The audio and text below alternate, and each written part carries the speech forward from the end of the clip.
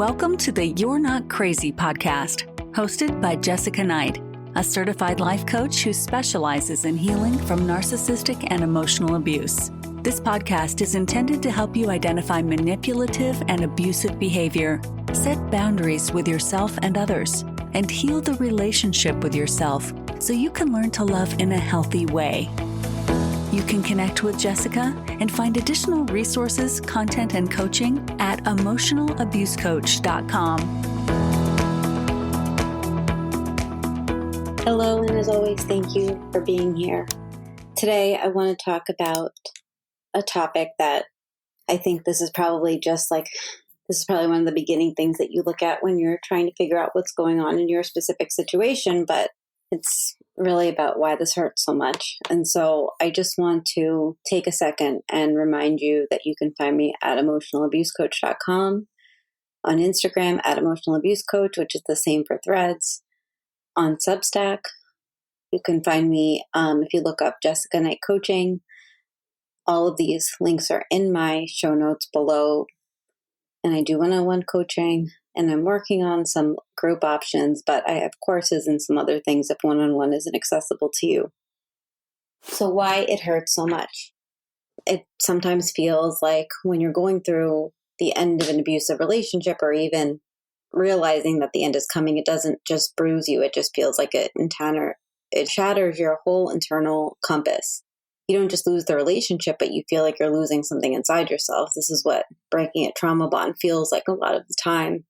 And the grief is not linear. It doesn't feel logical. Like you could take every logical thing that happened and line it up and do all that work, and none of it will still make sense, and you might still feel just totally shattered. And so you might find yourself saying, like, why does this hurt this bad? Why can't I just get over it? Why am I spinning over someone who treated me so poorly? And you might feel ashamed or embarrassed by the intensity of the feelings. That's totally normal. You might be questioning why you can't just move on the way that the world expects you to. But here is the truth of the matter. You hurt because you did show up fully. You really did. And maybe they did, or they didn't, or they only showed up for as long as they could control you. You hurt now because you loved sincerely in a place where loyalty mattered, and you feel like you're met with a betrayal. You can also feel hurt because you stayed soft in a place that turned really, really abusive, and tried to lead with empathy until you couldn't anymore. And so when people frame this as a breakup, I wish there was another word, because it feels more like a psychological ambush. It feels like you built a bridge and then they set fire to it while you were still standing on it. That's typically what this feels like. And when we attach to somebody and we trust them, our brain rewires itself around that connection. Like our brain is telling ourselves, this is safe, this is safe, this is safe. Okay, maybe not as safe. We build not just memories, but expectations. And we build a future in our heads. And in that future, we usually want to be safe, loved, and chosen, not hurting, scared, worried. And when betrayal happens, it's not just a severed bond. It really begins to rupture your sense of self and sense of reality and sense of safety. And so I tell people all the time that I work with that you're just not grieving the person. You're grieving all of the parts of that person. So the person that you're seeing at the end, the person that you see right now, the people in between, the future you thought you were building, the version of yourself who believed that they were a safe person, and the faith that you had in love and effort and goodness that would all be enough. And grieving this isn't tidy. It's not easy. And it's not something you can logic your way out of. You probably are feeling like you're going through all the cycles of grief at the same time. And it hurts so much because your love was real.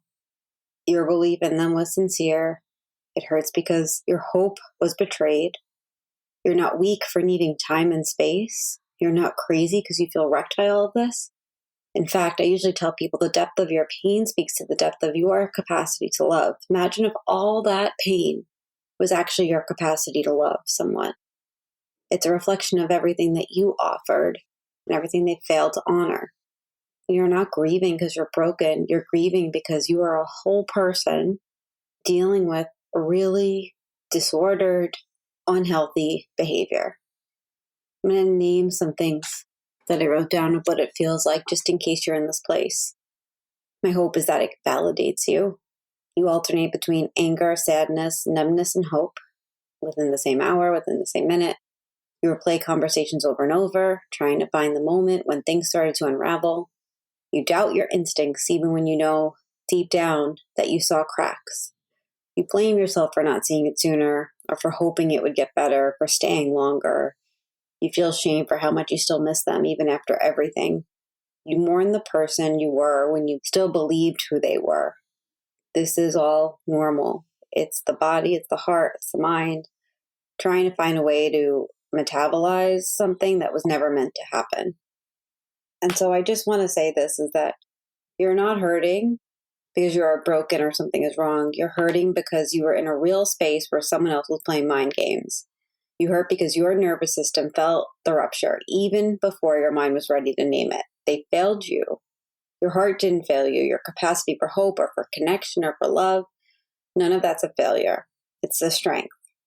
And even if it feels impossible now, there will come a day where you no longer feel this, even that if it feels so far away and so impossible. You'll realize that the wreckage that was left after wasn't yours to clean up, and you could only clean up your side of the street.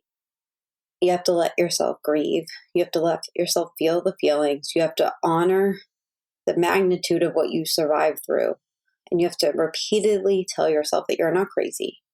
You're not overreacting. You're not too sensitive. You are somebody who really loves and showed up deeply. And you deserved so much better. And if you are in this, if you are navigating it and you are looking for support, you can always reach out to me and go to my website, emotionalabusecoach.com, or go to my Substack. I've been writing a lot about this. And if you go back to my February content, a lot of it was on exactly this. If you are looking to make sense of what you're going through, check out, it's a very new offering, but it's the Cycle of Abuse mini course. And basically, it's intended to help you map out your specific cycle of abuse in your relationship. And so I put that together with the purpose of helping people begin to make sense of their reality. And it doesn't matter what stage of the relationship that you're in, if you're in it, if you're out it, it can be really validating and helpful to take the information that you have of, because you were in this, and beginning to put it together into the specific cycle that you went through. I hope that this was helpful. I hope it was validating. And if you need any support, you know where to find me.